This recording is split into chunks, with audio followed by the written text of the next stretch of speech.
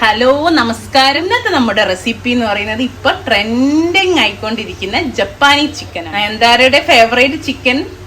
നമ്മള് എല്ലാവരും ഇപ്പൊ എവിടെ നോക്കിയാലും ജപ്പാനീസ് ചിക്കൻ അല്ലേ. അപ്പൊ ആ ഒരു ചിക്കന്റെ റെസിപ്പിയാണെന്ന് ഞാൻ നിങ്ങൾക്ക് പറഞ്ഞു തരുന്നത്.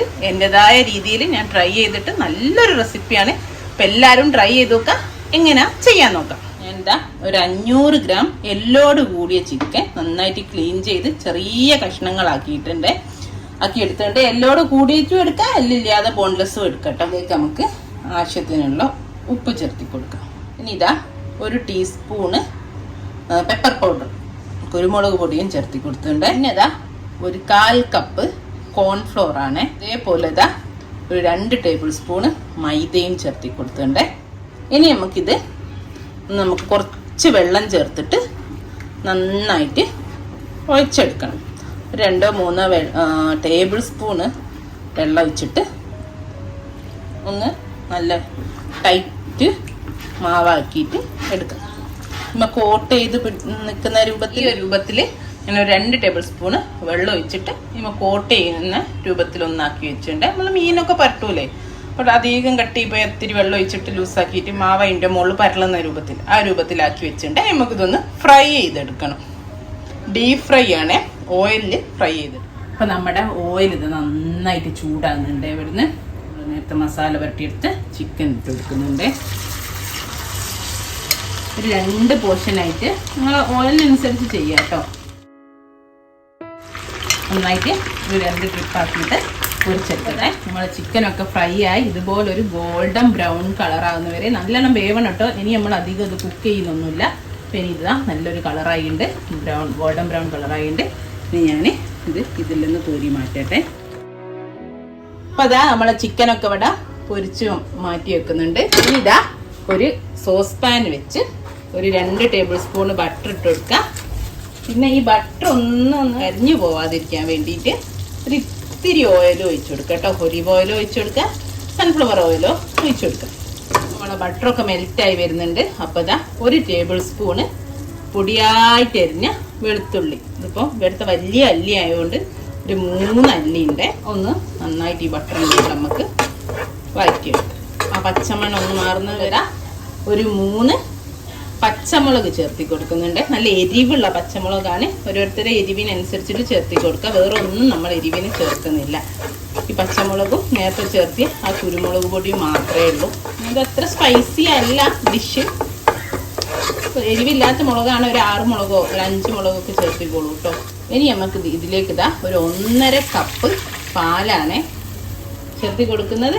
നോർമൽ റൂം ടെമ്പറേച്ചറിലുള്ള പാലാണ്. ഇനി നമ്മളെ പാലൊന്ന് തിളച്ച് വരട്ടെ. ഇനി ഇതാ കണ്ടോ, ഞാനിവിടെ ഒരു 1/4 കപ്പ് നമ്മളെ കാഷ്യൂനട്ട് ഇല്ലേ, അണ്ടിപ്പരിപ്പ് ആദ്യം ഒന്ന് കുതിർത്തി.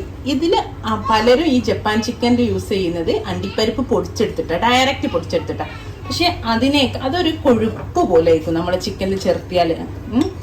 അപ്പം ഞാൻ എന്താ ചെയ്തതെന്ന് പറഞ്ഞാൽ ആദ്യം ഒരു 1/4 കപ്പ് അണ്ടിപ്പരിപ്പ് കുതിർത്തി വെച്ച് ഒരു 15 മിനിറ്റ്. എന്നിട്ട് ആ വെള്ളത്തിൽ തന്നെ ഒരു നന്നായിട്ട് തിളപ്പിച്ചാൽ എപ്പോഴും ചെയ്യല്ലേ, പ്ലാൻ ചെയ്തെടുത്തു. ഒരു 10 മിനിറ്റോളം നന്നായി തിളപ്പിച്ചതിന് ശേഷം അത് ഒന്ന് ചൂടാറിയതിനു ശേഷം മിക്സിയിൽ അടിച്ചെടുത്തിട്ട് ഒരു പേസ്റ്റ് ആക്കി, കാഷ്യൂ പേസ്റ്റ് ആണ്. ഞാൻ ഈ പേസ്റ്റാണ് പാല് തിളച്ചിട്ട് ഒഴിക്കുന്നത്. അല്ലാതെ പലരും അതെല്ലാം കൂടെ ഇത് ചിക്കനിലും കൂടെ പിടിക്കുമ്പോൾ ഭയങ്കര ഒരു കൊഴുത്ത്. നമ്മൾ ഇപ്പോൾ കുറുമ ഉണ്ടാക്കുമ്പോൾ ഒക്കെ കാഷ്യൂ പേസ്റ്റ് ചേർക്കല്ലോ. പല ഡിഷിലും ഞാൻ കാഷ്യൂ പേസ്റ്റ് ചേർത്തുന്നത് കാണിച്ചു തന്നിട്ടുണ്ട്. അപ്പോൾ അതിലൊക്കെ ഞാൻ ചെയ്തത് കാഷ്യൂ ഒന്ന് ആദ്യം പ്ലാൻ ചെയ്തതിന് ശേഷം പേസ്റ്റ് ആക്കുന്നതാണ്. അതാണ് ഏറ്റവും നല്ലത്. നല്ലൊരു കൊഴുപ്പായിരിക്കും കറിയിലൊക്കെ ഒഴിക്കുമ്പോൾ പ്രത്യേകിച്ച്. ഇനി ഇതൊന്ന് തിളച്ച് വന്നാൽ നമുക്ക് ഈ കാഷ്യൂ പേസ്റ്റ് ഒഴിച്ചു കൊടുക്കാം. അപ്പം നമ്മളെ പാലിതാ തിളച്ച് തുടങ്ങിയിട്ടുണ്ട്. ആ ഒരു സമയത്ത് നമ്മളെ കാഷ്യൂ പേസ്റ്റ് ഒഴിച്ചു കൊടുക്കുന്നുണ്ട്. നന്നായിട്ട് നമുക്ക് യോജിപ്പിച്ചു കൊടുക്കാം. ഇനി നമുക്കിതിലേക്ക് ഈ ഒരു പാലിൻ്റെ മിക്സിലേക്കുള്ള ഉപ്പ് ചേർത്തി കൊടുക്കാം. ചിക്കനിൽ നമ്മൾ ആദ്യം ഉപ്പിട്ടതാണ്, അതുകൊണ്ട് നോക്കിയിട്ട് കുറച്ച് ഉപ്പ് ചേർത്തി കൊടുക്കാം. അല്ല കാഷ്യൂനട്ടും പാലും ഒന്നൊന്ന് തിളച്ച് ഒന്നൊരു 2-3 മിനിറ്റ് ആ കാഷ്യൂ ഒന്ന് പാലിൻ്റെ കൂടെ ഒന്ന് വെന്തോട്ടെ. അതിനുശേഷം നമ്മളെ ചിക്കന് ഇട്ട് കൊടുക്കാം. ഒന്നൊന്ന് ഇതിലേക്ക് കിടന്ന് തിളച്ച് ഒന്നുകൂടെ ഒന്ന് കുറുകട്ടെ കേട്ടോ. കുറുകി തുടങ്ങിയാൽ പിന്നെ പെട്ടെന്ന് നന്നായിട്ട് കുറുകും. അതിട്ട് വേണ്ടെന്താനും ജസ്റ്റ് ഒന്നൊന്നായിക്കോട്ടെ. ഇനി ഇതാ ഇതിലേക്ക് ഒരു 1/2 ടീസ്പൂണ് ഷുഗർ, പഞ്ചസാര, ഈ ടേസ്റ്റൊക്കെ ഒന്ന് ബാലൻസ് ആവാൻ വേണ്ടിയിട്ട് പഞ്ചസാരയും ചേർത്തി കൊടുക്കുന്നുണ്ട്. അതാ കുറുകി വരുന്നുണ്ട്. ഇനി ഞാൻ ഇതിലേക്ക് ഇത് കുറച്ച് മല്ലിയില ഇട്ട് കൊടുക്കുകയാണ്. മല്ലിയിലയും കൂടെ ഇട്ടിട്ട് ഞാൻ തീ ഓഫ് ചെയ്യാണ്, അല്ലെങ്കിൽ പിന്നെ കുറുകിപ്പോവും. ഒന്ന് ചൂടണിയുമ്പോഴേക്കും ഇത് നന്നായിട്ട് കുറുകും. ഇപ്പോൾ ചപ്പാത്തിൻ്റെ ഒക്കെ കൂടെ കഴിക്കുകയാണെങ്കിൽ ഇങ്ങനെ ഒന്ന് ആകുന്ന സമയത്ത് തന്നെ ഓഫ് ചെയ്തോളൂ. അപ്പം അധികം കുറുകിപ്പോയാൽ വെറുതെയും കഴിക്കാൻ നല്ല ടേസ്റ്റാണ്. ഇപ്പം ഞാൻ തീ ഓഫ് ചെയ്യട്ടെ. അത്രേ ഉള്ളൂ. ഇനി ഇത് സെർവിങ് പ്ലേറ്റിലേക്ക് മാറ്റിയാൽ മാത്രം മതി. പിന്നെ ഒരു ഭംഗിക്ക്, ഒരു ടേസ്റ്റിനൊക്കെ വേണ്ടി ഇത് നോർമലി ഇതിൽ ചേർക്കാറില്ല, എന്നാലും ഒരു ഭംഗിയല്ലേ കാണാൻ. ഏറ്റവും ഗ്രീൻ്റെയും കൂടെ ഈ റെഡ് കൂടി വരുമ്പോൾ ഞാൻ കുറച്ച് ചില്ലി ഫ്ലേക്സ് കൂടെ ചേർത്തി കൊടുത്തിട്ടുണ്ട്. അപ്പം അതിൻ്റെ ഒരു എരിവും ഉണ്ടാവും, നല്ല ഭംഗിയായിരിക്കും കാണാനെ. ഇൻഷാ അല്ലാഹ് നല്ലൊരു വീഡിയോ ആയിട്ട് നമുക്ക് വീണ്ടും കാണാം. Thank you.